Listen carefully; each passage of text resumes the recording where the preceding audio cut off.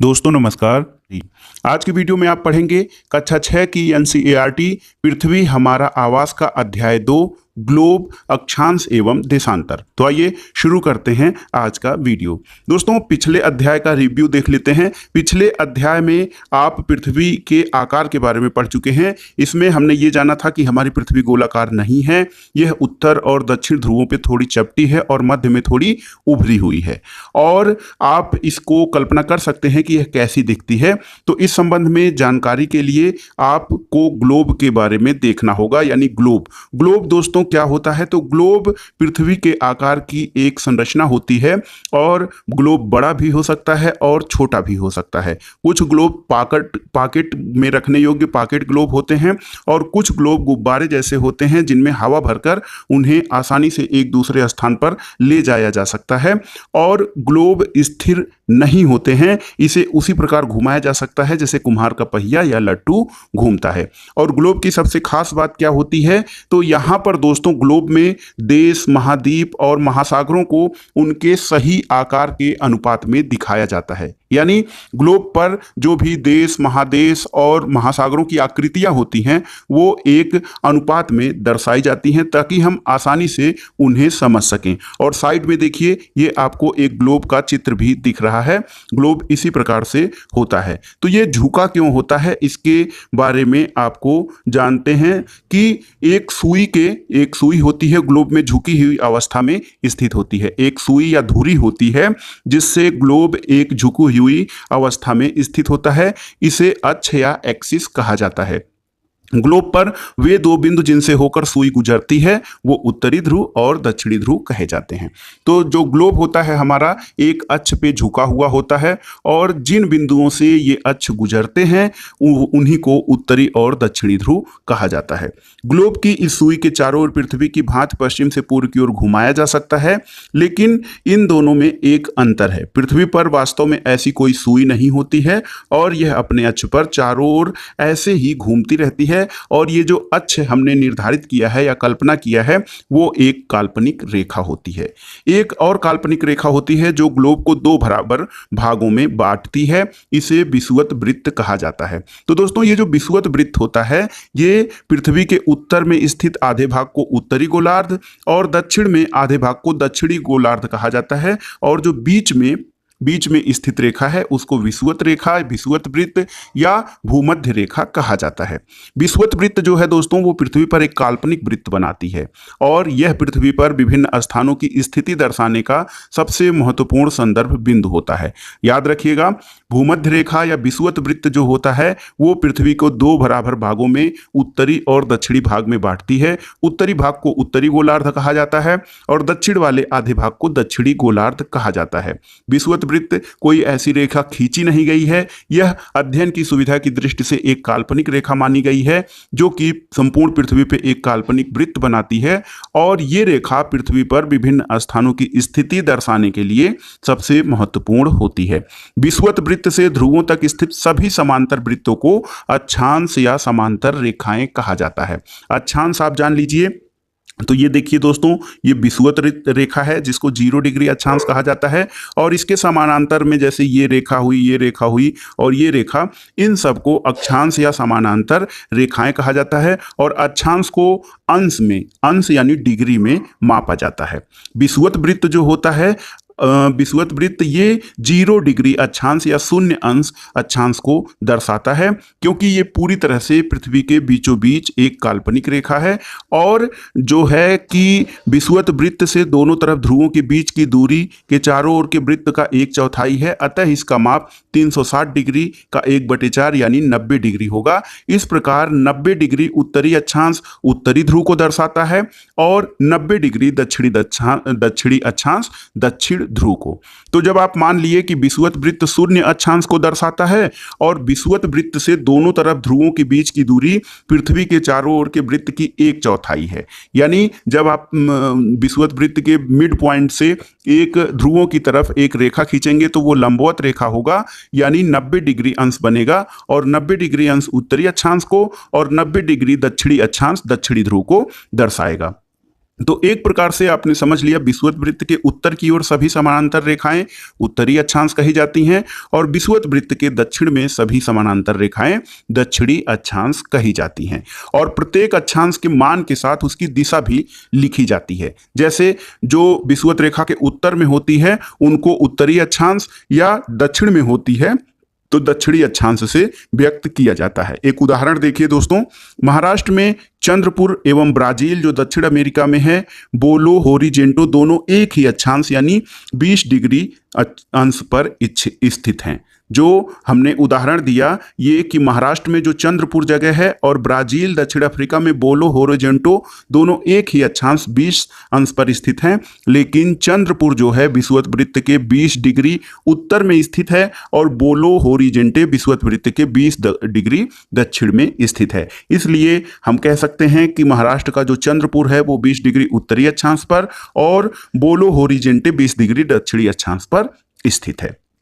अब महत्वपूर्ण अक्षांश कुछ हैं, उनके बारे में जान लेते हैं। तो सबसे महत्वपूर्ण अक्षांश तो विषुवत वृत्त है जो कि 0 डिग्री अक्षांश माना जाता है। उत्तरी ध्रुव 90 डिग्री उत्तरी अक्षांश, दक्षिणी ध्रुव 90 डिग्री दक्षिणी अक्षांश माना जाता है। इसके अतिरिक्त 4 महत्वपूर्ण अक्षांश रेखाएं और भी होती हैं, उनके बारे में भी जानना जरूरी है। तो पहला है उत्तरी गोलार्ध में दोस्तों कर्क रेखा होती है जो 23.5 डिग्री उत्तरी अक्षांश पे स्थित होती है। दक्षिणी गोलार्ध 23.5 डिग्री दक्षिणी गोलार्ध पर और विषुवत रेखा के 66.5 डिग्री उत्तर में उत्तरी ध्रुव वृत्त और विषुवत रेखा के 66 डिग्री दक्षिण में दक्षिणी ध्रुव वृत्त होता है। आप ये देखिए, ये आप फिर से चित्र देखिए दोस्तों, इसमें जो कह रहा है उत्तरी गोलार्ध में 23.5 डिग्री उत्तरी पर कर्क रेखा स्थित होती है, ये भी महत्वपूर्ण अक्षांश रेखा है। इसके अलावा 66.5 डिग्री उत्तरी अक्ष पर उत्तरी शीत कटिबंध या उत्तरी शीतोष्ण कटिबंध स्थित होता है। इसके अलावा दक्षिणी गोलार्ध में 23.5 डिग्री दक्षिणी अक्षांश पर मकर रेखा होती है और ये 66.5 डिग्री दक्षिण में दक्षिणी ध्रुव बिंदु स्थित होता है। अब ये जो दोस्तों ये कटिबंध हैं जो हमने ये जो कर्क रेखा, मकर रेखा और उत्तरी वृत्त रेखा और जो दक्षिणी ध्रुव वृत्त रेखा देखा है, उससे हम पृथ्वी के ताप कटिबंधों का आसानी से मूल्यांकन कर सकते हैं। तो ये ताप कटिबंध क्या होते हैं उनके बारे में जान लेते हैं। तो दोस्तों कर्क रेखा और मकर रेखा जो है उनके बीच सभी अक्षांशों पर सूर्य वर्ष में एक बार दोपहर में सिर के ठीक ऊपर स्थित होता है, चाहे उत्तरी गोलार्ध हो या दक्षिणी गोलार्ध। कर्क रेखा और मकर रेखा इनके बीच में सभी अक्षांशों पर सूर्य एक वर्ष में एक बार दोपहर में सिर के ठीक ऊपर होता है यानी लंबवत होता है। इसलिए इस क्षेत्र में सबसे अधिक ऊष्मा प्राप्त होती है और इसे उष्ण कटिबंध कहा जाता है। कर्क रेखा और मकर रेखा के बाद किसी भी अक्षांश पर दोपहर का सूर्य कभी भी सिर के ऊपर नहीं होता है। ध्रुवों की तरफ सूर्य की किरणें तिरछी होती जाती हैं। इसी प्रकार उत्तरी गोलार्ध में कर्क रेखा और दक्षिणी ध्रुव वृत्त तथा दक्षिणी गोलार्ध में मकर रेखा और दक्षिणी ध्रुव वृत्त के बीच वाले क्षेत्र का तापमान मध्यम रहता है, इसलिए इन्हें शीतोष्ण कटिबंध कहते हैं। तो उष्ण कटिबंध क्या है? कर्क रेखा और मकर रेखा के बीच के अक्षांशों पर सूर्य वर्ष में एक बार दोपहर में सिर के ठीक ऊपर होता है, इसलिए इस क्षेत्र को सबसे अधिक ऊष्मा प्राप्त होती है। ये उष्ण कटिबंध है। और कर्क रेखा और मकर रेखा के बाद ध्रुवों की तरफ किसी भी अक्षांश पर दोपहर का सूर्य सिर के ऊपर नहीं होता है और उसकी किरणें तिरछी होती हैं, तो यहाँ पे सूर्य का अधिक प्रकाश नहीं यानी मध्यम प्रकाश पहुंच पाता है, इसलिए उसे शीतोष्ण कटिबंध कहा जाता है।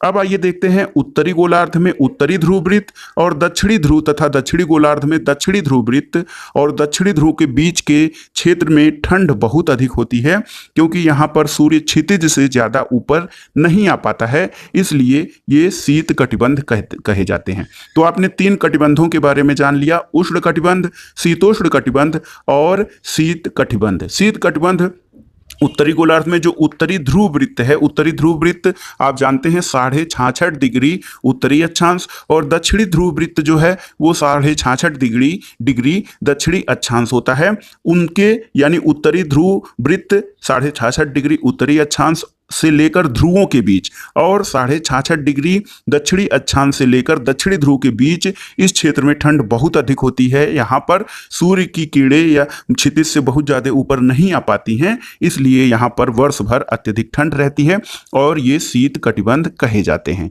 तो कुल मिलाकर यदि हमें तापमान या स्थिति मापनी होती है दोस्तों, तो हम अक्षांश रेखाओं की सहायता से इसको जान सकते हैं। अब आइए देखते हैं देशांतर क्या है। अक्षांश के बारे में आपने जान लिया, अब जानते हैं देशांतर क्या है। तो दोस्तों किसी भी स्थान की स्थिति बताने के लिए उस स्थान के अक्षांश के अतिरिक्त कुछ और जानकारियों की आवश्यकता होती है, जैसे कि प्रशांत महासागर में स्थित टोंगा द्वीप और हिंद महासागर में स्थित मॉरिशस द्वीप एक ही अक्षांश 20 डिग्री दक्षिणी अक्षांश पर स्थित हैं। उनकी सही स्थिति जानने के लिए जानना जरूरी होगा कि उत्तरी ध्रुव को दक्षिणी ध्रुव से जोड़ने वाली संदर्भ रेखा पूरब या पश्चिम की ओर इन स्थानों की दूरी कितनी है। इन संदर्भ रेखाओं को देशांतरी यामोत्तर रेखा कहते हैं और उनके बीच की दूरी को देशांतर के अंशों में मापा जाता है। जो प्रत्येक अंश होता है वह मिनट में तथा मिनट को सेकंड में विभाजित किया जाता है और देशांतर रेखाएं अर्धवृत्त होती हैं और उनके बीच की दूरी ध्रुवों की तरफ बढ़ने पर घटती जाती है और ध्रुवों पर ये शून्य हो जाती है, जहां सभी देशांतरी यामोत्तर आपस में मिल जाती हैं। तो जैसे देखा जाए तो अक्षांश रेखा जो है वो पृथ्वी के अक्ष के जो है वो समानांतर खींची जाती है, ध्रुवों के समानांतर रूप में खींची जाती है। वहीं जो देशांतर रेखाएं होती हैं वो ध्रुवों से उत्तरी ध्रुव से लेकर दक्षिणी ध्रुव की तरफ बनती हैं और इनमें ध्रुवों की तरफ बढ़ने पर देशांतर रेखाओं की दूरी कम होती जाती है। अक्षांश या समानांतर रेखाएं जो होती हैं उनसे भिन्न सभी देशांतरी यामोत्तरों की लंबाई एक बराबर होती है। अक्षांश रेखाएं समानांतर रेखाएं होती हैं, लेकिन जो देशांतरी रेखाएं होती हैं उनकी लंबाई समान होती है। अक्षांश रेखाएं की लंबाई समान नहीं होती है, इसलिए इन्हें सिर्फ मुख्य संख्याओं में व्यक्त करना कठिन था। तब सभी देशों ने निश्चय किया कि ग्रीनविच, जहां पर ब्रिटिश राज की वेधशाला स्थित है, उससे गुजरने वाली यामोत्तर से पूर्व और पश्चिम की ओर गिनती शुरू कर दी जाए। इस यामोत्तर को प्रमुख यामोत्तर या मुख्य यामोत्तर रेखा कहते हैं। इसका मान 0 डिग्री देशांतर होता है और यहाँ से हम 180 डिग्री पूर्व या 180 डिग्री पश्चिम तक गणना करते हैं। प्रमुख यामोत्तर और 180 डिग्री यामोत्तर मिलकर पृथ्वी को 2 समान भागों यानी पूर्वी गोलार्ध और पश्चिमी गोलार्ध में विभक्त करते हैं। जैसा कि आपने अक्षांश के बारे में देखा था, अक्षांश समांतर रेखाएं होती हैं और ये संपूर्ण पृथ्वी को 2 गोलार्धों उत्तरी और दक्षिणी गोलार्ध में बांटती हैं। उसी प्रकार से प्रमुख यामोत्तर या प्रमुख देशांतर रेखा और 180 अंश यामोत्तर मिलकर पृथ्वी को 2 समान भागों यानी पूर्वी गोलार्ध और पश्चिमी गोलार्ध में बांटते हैं। इसलिए किसी स्थान के देशांतर के आगे पूर्व तथा पश्चिम के लिए पश्चिम का प्रयोग किया जाता है।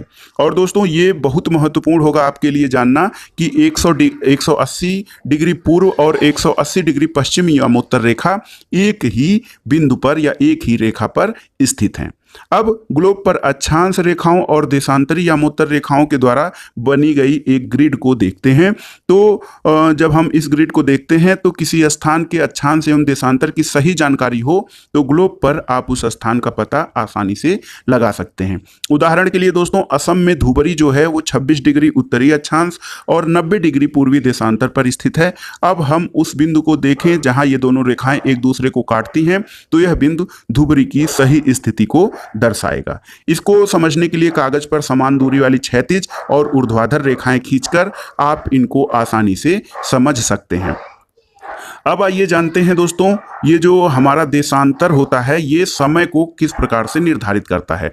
तो देशांतर से हम समय का ज्ञान कर सकते हैं। समय को मापने का सबसे अच्छा साधन जो है वो पृथ्वी है, चंद्रमा और ग्रहों की गति है।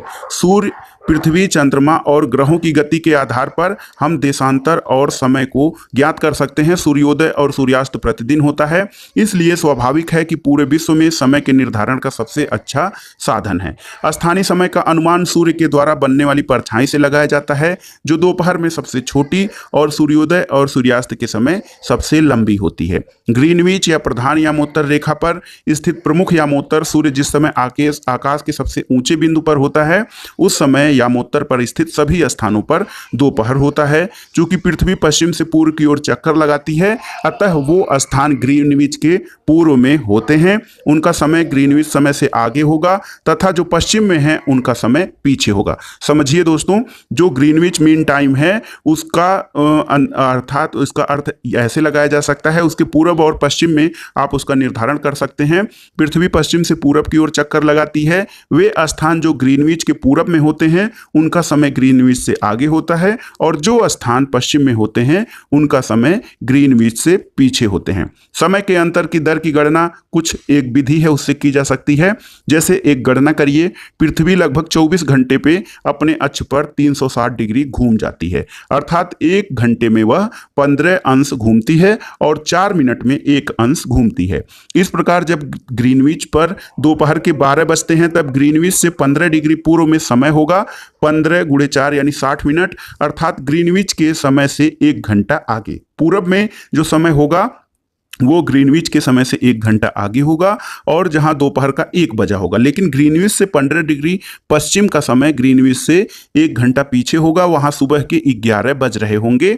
इस प्रकार जब ग्रीनविच पर या प्रधान यामोत्तर रेखा पर दोपहर के 12 बजते हैं उस समय 180 डिग्री देशांतर पर मध्य रात्रि के 12 बजे होते हैं। तो किसी भी स्थान पर जब सूर्य आकाश में अपने उच्चतम बिंदु पर होता है दोपहर में, उस समय घड़ी में 12 बजते हैं। इसी प्रकार घड़ी के द्वारा दिखाया गया समय उस स्थान का स्थानीय मान होता है। और आप ये भी जान सकते हैं कि दिए गए देशांतरी यामोत्तर पर सभी स्थानों का स्थानीय मान समान होता है। तो मानक समय क्या होता है, स्टैंडर्ड टाइम, और हम मानक समय को क्यों मापते हैं। तो दोस्तों अलग अलग यामोत्तर पर स्थित स्थानों के स्थानीय समय में अंतर होता है। उदाहरण के लिए बहुत से देशांतरों से होकर गुजरने वाली रेलगाड़ियों के लिए समय सारणी तैयार करना कठिन होता है। भारत में गुजरात के द्वारका तथा असम के डिब्रूगढ़ के स्थानीय समय में लगभग 1 घंटा 45 मिनट का अंतर होगा। इसलिए ये आवश्यक होता है देश के मध्य भाग से होकर गुजरने वाले किसी यामोत्तर के स्थानीय समय को देश का मानक समय माना जाए। तो किसी एक देश में एक मानक समय माना जाता है, इस यामोत्तर रेखा के स्थानीय समय को पूरे देश का मानक समय मान लिया जाता है। भारत में 82.5 डिग्री पूर्वी, ये देखिए 82.5 डिग्री पूर्वी जो देशांतर रेखा है उसको मानक यामोत्तर माना गया है। इस यामोत्तर को स्थानीय समय को पूरे देश का मानक समय माना जाता है। इसे भारतीय मानक समय के नाम से भी जाना जाता है। 82.5 डिग्री पूर्वी देशांतर को भारत में मानक यामोत्तर माना गया है और इसी पे जो समय होता है उसको भारत का मानक समय माना जाता है। भोपाल के निकट एक छोटे से नगर में कबीर रहता है। वह अपने मित्र आलोक से कहता है कि वे लोग आज रात्र में नहीं सो पाएंगे। भारत और इंग्लैंड के बीच एक क्रिकेट मैच लंदन में 2 बजे अपराह्न में शुरू होगा, अर्थात भारत के समय अनुसार मैच शाम के 7:30 बजे शुरू होगा और देर रात में समाप्त होगा। क्या आप जानते हैं कि भारत और इंग्लैंड के बीच समय में क्या अंतर है? तो देखिए, भारत ग्रीनविच के पूर्व में 82.5 डिग्री पूर्व में स्थित है। भारत ग्रीनविच के पूर्व 82.5 डिग्री पूर्व में स्थित है। यहाँ का समय ग्रीनविच से 5 घंटा 30 मिनट आगे है। जो भारत है यहाँ का समय हमारे ग्रीनविच से दोस्तों 5 घंटा यानी 5.5 घंटे आगे होता है। इसलिए जब लंदन में दोपहर के 2 बजते हैं तो उस समय भारत में 5.5 घंटा और जोड़ लीजिए, 7:30 बजे होंगे। कुछ देशों का दोस्तों देशांतरी विस्तार बहुत अधिक होता है। वहां पर कई देशांतर गुजरते हैं जिसके कारण वहां एक से अधिक मानक समय अपनाए जाते हैं। जैसे कि आप जान सकते हैं रूस में 11 मानक समय अपनाए गए हैं, क्योंकि पृथ्वी जो है 1 घंटे वाले 24 समय क्षेत्रों में बांटा गया है और प्रत्येक समय क्षेत्र 15 डिग्री देशांतर तक के क्षेत्र को घेरता है। इसलिए कुछ देशों में दूरी के हिसाब से कई मानक समयों को अपनाया गया है। जैसे भारत में ही अगर जो माना जाए तो सर्वाधिक पूर्वी बिंदु और सर्वाधिक पश्चिमी बिंदु में 1.5 से 2 घंटे का अंतर पाया जाता है, लेकिन बीच में 82.5 डिग्री पूर्वी देशांतर को एक मानक समय मान लिया गया है। तो दोस्तों ये था आज का वीडियो। आपको कैसा लगा हमें कमेंट बॉक्स में जरूर बताइएगा। वीडियो को लाइक करें, शेयर करें। वीडियो देखने के लिए धन्यवाद दोस्तों। नमस्कार।